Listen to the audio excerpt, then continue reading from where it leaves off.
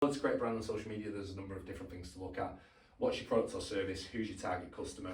Which platform do you use to find them? Why do they need your product or service? Now I know what your target customer is, but I'd like you to tell me what it is. So Deanna? Everyone. She wins. Compared to your answer to me before, she wins. Everyone. So I look at it as being, you are predominantly a company that works within the public sector, right? But you miss out on a lot because of the fact that you don't target other things. So what I always say to businesses is, who is your primary target client? Who is your secondary target client? And then break them down into what platform do you use to find them, why do they need that product or service, and break them both off.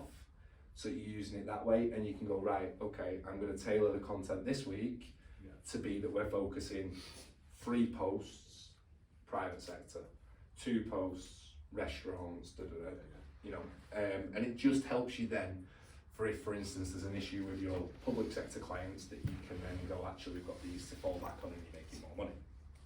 That's the way I look at it in terms of how you create that brand.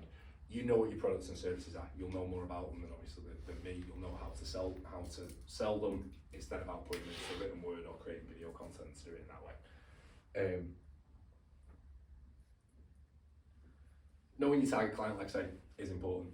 It's knowing who you're trying to speak to, but it's not then pigeonholing yourself on LinkedIn to be that I only want to connect with people within that particular sector, because you'll never know who you might network with, or you might have a meeting with, who could then open you a door for somebody.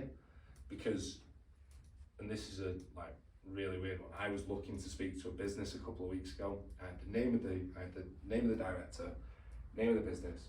I also had them on LinkedIn. And I don't like the cold sales message, etc. So I was looking for mutual connections who I network with to see if somebody could do me an introduction. Went to my weekly networking event, and you can only ask a few times before you have to stop and you have to look for somebody else. So I asked the 3 usual times, didn't think anything of it, and it was only when I saw a particular post from somebody I used to go to school with, worked out that she's the fiance of that person that I wanted to speak to, and instead of me having to go around the houses with this networking group, I just asked her. And that was because I hadn't checked on social media as to, you know, the relationships, and did a bit of digging.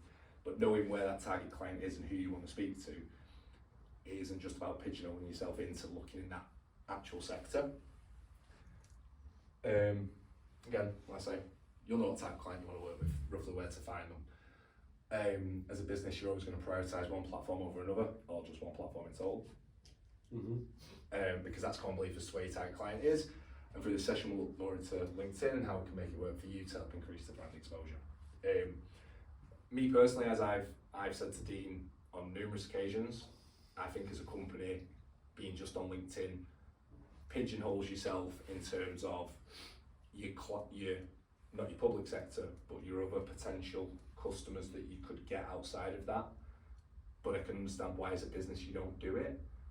It would be one of those things that, and I was mentioning this to Dean before we started, was saying, maybe if you do a session where you guys all sit down between you and look at what content you're going to put out that is related to public sector and other areas, and then over time looking, well, actually we've wrote enough content here to go, actually we know this client can be on Facebook, we know this client could potentially be on Instagram, is it worth us starting to venture into that? But that's only when you feel comfortable with it. And it's just a way that I look at it, because you've got to have a bit of a strategy in case LinkedIn suddenly falls off a cliff and, you know, there's something happens and they stop using it.